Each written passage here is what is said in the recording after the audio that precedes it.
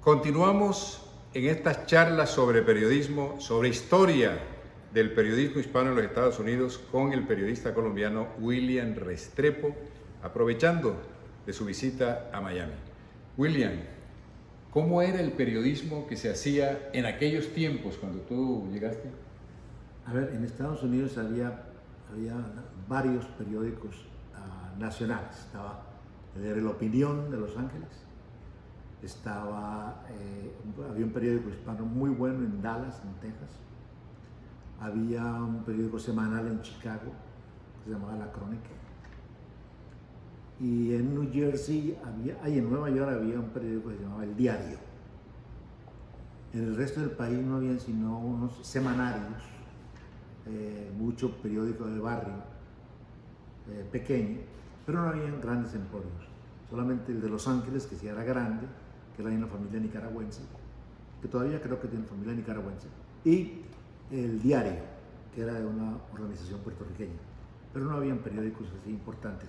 El Miami Herald, que apenas empezaba, pero empezaba en inglés, no estaba en español todavía, pero no había más. Y en televisión, pues solamente nosotros fuimos los primeros, SIM, que se convirtió después en Univisión, pues vino Telemundo y apareció el genio de René, el presidente de SIN. René contrató a 3 ingenieros alemanes, se los trajo a Nueva York y los encerró en el Waldorf Astoria, en el Hotel Waldorf Astoria, que en ese tiempo era el mejor hotel que había en el occidente, en el este de los Estados Unidos. Y le dijo: mire, necesito que me hagan un transmisor pequeño, portátil, repetidor únicamente. Es decir, que reciba una señal de satélite y que la pueda distribuir terrenalmente, por cable. Y los 3 tipos se reunieron en ese hotel, estuvieron 1 mes y medio en el hotel. No salían del hotel. Ahí comían, ahí dormían, es decir, 2 de ellos eran ya de edad, fumaban mucho tabaco y bebían mucho whisky. Y todas esas cuentas las veíamos en la oficina, pues como, digo, 3 tipos pensando y bebiendo whisky, no combinaba eso, ¿no es cierto? Pero de todas maneras, al final de cuentas, ellos terminaron con un diagrama, con un dibujo, y le mostraron a René Anselmo el dibujo y la idea. Entonces les dijo: bueno, a construirlo. Los tipos se fueron a Alemania y construyeron los 10 primeros y los trajeron. Y los pusieron a funcionar, y saben, a funcionar como un canal de televisión. Entonces contrató 50 y los repartió en todo el país. Y de pronto SIN tenía más emisoras que ABC y que NBC propias. Y aparte de eso, éramos los únicos que transmitíamos en todo el país por satélite, porque nosotros nos pegamos al satélite de Morelos, de México, que era de Televisa, y entonces podíamos utilizar ese satélite sin problemas, con transpondes propios y todas las cosas. Y transmitíamos por satélite, mientras todos transmitían era por ondas terrenales, algunas veces por líneas telefónicas, y nosotros con satélite propio, los primeros en el país. Hasta cuando se fundó, segundo no sé, creó, esos mismos socios, Televisa y René Anselmo, montaron Univisión. Y ahí comenzó Univisión ya, y nosotros fuimos el primer noticiero, fuimos el primer director de noticias, el primer no presentador, porque yo no creo que en televisión en noticieros haya presentadores, sino que hay hombres ancla, hay conductores, ¿no?, que son periodistas. Presentadores son, con todo mi respeto, los que presentan cosas en los bares, en las fiestas, ¿no? Pero presentadores de televisión no existen. Los anchors de televisión, que son periodistas, que tienen que ser periodistas, y comenzó Univisión. Y eso hace ya historia, ya hace muchos años que Univisión tiene, y ha crecido muchísimo. Y inclusive hace unos 10 años más o menos, no, 12, 13 años, cumplimos 25 años, y yo estaba aquí todavía en Miami, y Univisión hizo un programa especial sobre los 25 años del noticiero. Y Jorge Ramos, que es un gran amigo nuestro, nos hizo una entrevista en el set. Entonces yo me fui a parar de ahí, me presenté ahí como de Lambón, me senté en la silla de él en el set, porque me pareció, nosotros teníamos un set muy pobre, y ellos ya ahora tenían un set tecnológicamente, pero perfecto. Y me senté ahí, entonces íbamos a empezar la entrevista y Jorge Ramos me dice, le digo, yo no, perdóname que te cogí la silla, y me dice, no, el que debe estar ahí siempre es usted, que fue el primero. Claro. William Restrepo, el periodista colombiano William Restrepo. Quiero que nos hables, William, sobre los valores del periodismo, los principios del periodismo. Hoy, con todos esos cambios digitales, ¿cómo observas, cómo notas lo que se está haciendo hoy con respecto a ese periodismo que practicábamos antes? El periodismo, los avances tecnológicos afectan a todo el mundo, afectan todas las actividades de la vida, afectan a la medicina, afectan a la ingeniería, afectan a la policía, a los bomberos, afectan al periodismo, como todo. Y el periodismo se hace cosas muy buenas, facilita muchísimas cosas. Pero lo que sí ha cambiado, o lo que ha hecho cambiar mucho el periodismo, es la tabla de valores humanos.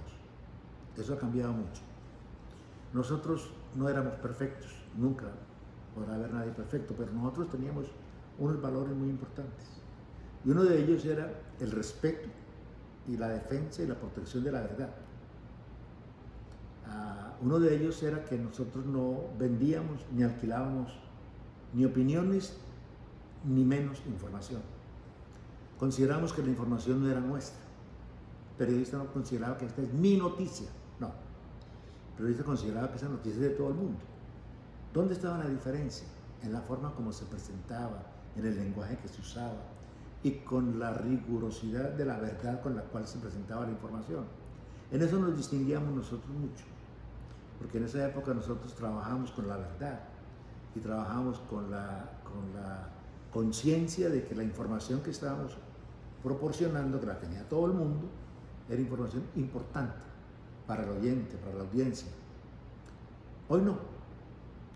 Hoy los periodistas tienen un precio, la mayoría, no todos, pero la mayoría tienen un precio, tienen un pensamiento político, tienen un pensamiento religioso, tienen un pensamiento social. Es decir, todos tienen compromisos. Nosotros, en la época nuestra, no teníamos compromisos de ninguna clase, ni siquiera con la familia, ni siquiera con la familia.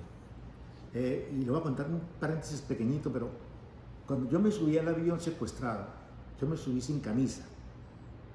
Me subí porque el tipo quería hablar con un periodista, el secuestrador, y yo me ofrecí, mintiéndole a los agentes del FBI de que yo conocía al secuestrador y que yo podía hacer que ese avión se quedara en Los Ángeles, que no se fuera para Cuba.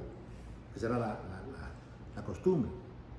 Y yo me subí, todo el mundo estaba transmitiendo en vivo desde allá porque no había nada que hacer el lunes. Entonces todo el mundo estaba transmitiendo en vivo. Y cuando yo llegué a la casa por la noche, siendo, entre comillas, un héroe, porque no se llevaron el avión a Cuba, porque el tipo se entregó, porque no hubo heridos, porque no hubo muertos, porque no hubo balazos, porque no hubo nada. Yo llegué a mi casa y mi señora me preguntó una cosa. Las luces estaban apagadas en mi casa y venía una cola como de 10 carros acompañándome porque es una fiesta, un héroe de esos, ¿no?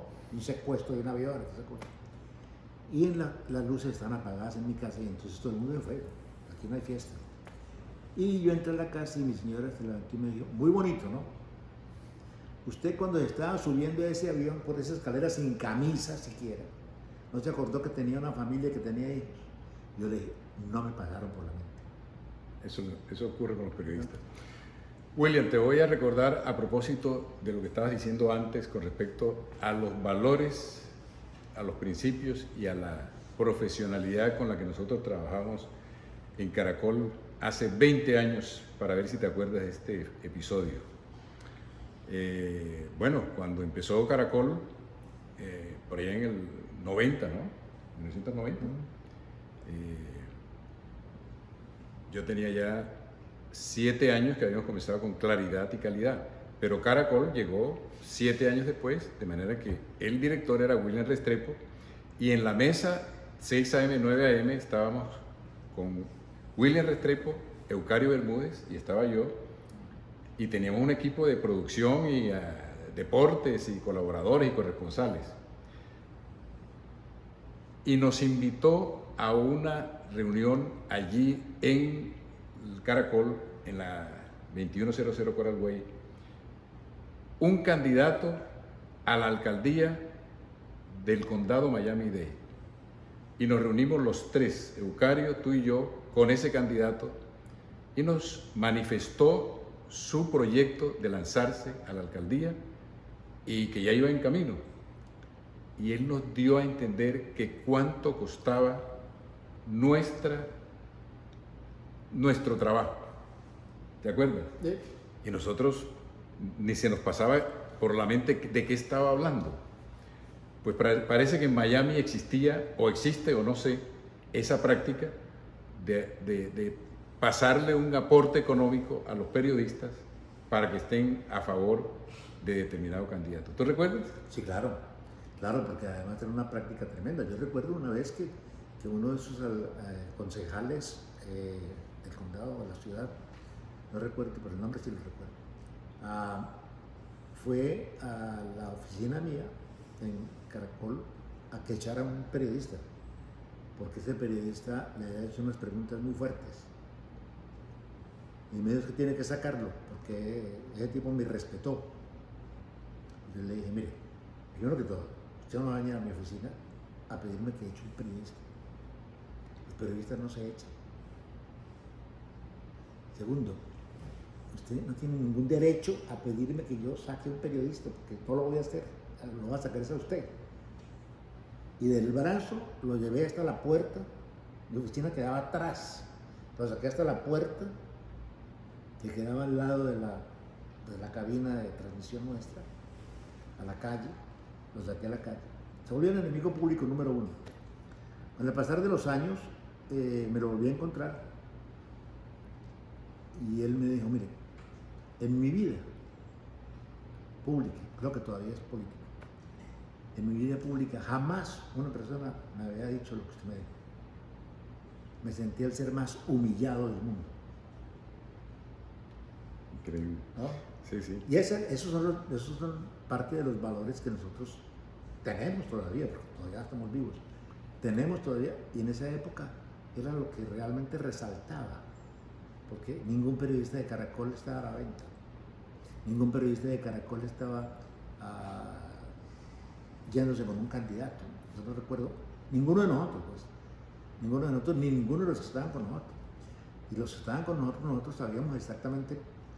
Inclusive teníamos un periodista que tenía unas tendencias y unas amistades políticas muy grandes, y sin embargo nunca en el ejercicio de su trabajo jamás mencionó nada favorable a ese candidato o a ese político que no tuviera que ver con una noticia. Efectivamente. Oye, William, reminiscencias de ese noticiero, de ese trabajo periodístico que nos permitió ser número 1 en Miami durante muchos años. Nosotros fuimos número 1 durante muchos años, por muchas razones, por muchas razones. Primero, por el lenguaje que hablamos. Segundo, por el acento que tenemos. Tercero, porque decíamos la verdad. Yo lo pongo de tercero, pero era lo más importante, porque era la esencia de nosotros, era lo que éramos realmente, una verdad. Yo recuerdo cuando mataron a Pablo Escobar, que la estación nuestra de Caracol se convirtió en el centro de operaciones de noticias del mundo. Es decir, había más gente del mundo en Caracol Miami que en Caracol Bogotá. Todos los transmóviles de las grandes cadenas. Se llenó el Coral Way, se llenó de camiones de transmisión, y todo el mundo quería entrevistar a los periodistas. Y ahí yo estaba en la cabina, escuchando a Caracol Bogotá y hablando de vez en cuando. Pero lo querían entrevistarme, y yo decía, pero ¿qué le voy a decir yo? Pero yo aterrado de ver tanta gente y de ver que un día Caracol Miami fue el centro de la noticia mundial de Pablo Escobar. Y eso lo comprobé yo después. En la Coral Way había más periodistas que en las mismas oficinas de Caracol, de los estudios de Caracol en Bogotá. Claro. Oye, en otras oportunidades hacíamos el recorrido informativo del mundo y terminábamos sí, tan emocionados por el trabajo que tú dijiste una vez, esta mesa es tan igual o mejor que la de Bogotá. Sí, claro. ¿Por qué? Porque nosotros teníamos muchas más libertades que la de Bogotá. La de Bogotá tenía un marco ya de trabajo, de operación definido. Nosotros no. Ellos tenían que obedecer a unas políticas de empresa que tienen que ver con la política del país. Nosotros no. No teníamos que responderle a nadie en Estados Unidos. A nadie. Pero a nadie es nadie. Ellos en Bogotá sí tenían que responderle a alguien. Al Estado, a los accionistas de la empresa, al país. Nosotros no. Nosotros no teníamos esa obligación. Nosotros éramos totalmente libres. Podíamos decir lo que quisiéramos decir, equivocados o no equivocados. Pero siempre dijimos solamente lo que podíamos decir, lo que cada uno de nosotros podía decir. Porque yo recuerdo que ningún noticiero de los nuestros tenía preparación de ninguna clase. Nosotros llegábamos en la mañana a improvisar. Cada uno traía su paquete de cosas. Traía su fiambre de noticias. Y cada uno hablaba cuando tenía que hablar. Ahí no había especulaciones. No había literatura para echar en el noticiero. Hablaba el que tuviera algo que hablar, que aportar, que agregar a la historia. Oye, y es que yo recuerdo que era un ping-pong, ¿no? Y ninguno de nosotros sabía qué iba a decir el otro, pero estábamos todos dando informaciones de última hora. Atentos. Había una cosa que falta mucho en el periodismo hoy por hoy, que es la atención, ¿no? Tú ves, por ejemplo, una persona que está entrevistando a otra, y mientras la persona está hablando, le está mirando aquí cuál es la pregunta siguiente, ¿no? Y entonces ya perdió la atención de lo que está, con el que está entrevistando. Tú ves a los mismos noticieros de televisión hispanos, ¿no? Lo hacemos más los hispanos. De los hispanos están más preocupadas las muchachas por la forma como visten o como aparecen, ¿no? Pero no tienen ningún movimiento corporal. Son como momias, como estatuas. Esa es la posición de costumbre en la televisión hispana, que es la posición estatua, ¿no? Que son quietos, no mueven las manos, no mueven los ojos, no mueven la cara, les da miedo como perderse la línea del teleprompter. Y estoy completamente seguro que la mayoría de ellos, cuando se les cae el teleprompter, ahí fuera de Troya. Se pierden. ¿Por qué? Porque pierden el hilo de lo que están leyendo, porque están leyendo, ¿no? Nosotros no leíamos, nosotros contábamos la historia. Contábamos la historia como la entendíamos. Uno decía una cosa y otro decía, pero yo me acuerdo que tal cosa. Pero yo vi esto. Pero a mí me contaron esto, pero yo creo que es esto. ¿De dónde salía tanta información? De nosotros mismos. Porque nosotros nos cuidábamos de aprender. Yo recuerdo que Eucario oía mucha radio. Leía mucho el Diario de las Américas. Tú leías mucho el Miami Herald, tanto en inglés como en el español. Yo era pegado de CNN y pegado de otra emisora que había, no me acuerdo, que había aquí en Miami, de noticias. Entonces todos estamos recibiendo información permanentemente. Todo el día, donde quiera que estuviéramos, estábamos recibiendo noticias y la gente nos llamaba y nos contaba cosas. Es decir, vivíamos más informados que todos. Hoy los periodistas trabajan una sola historia. Y los anchors, o los que están conduciendo, leen todo el material en teleprompter que no escriben ellos, que lo escriben los redactores.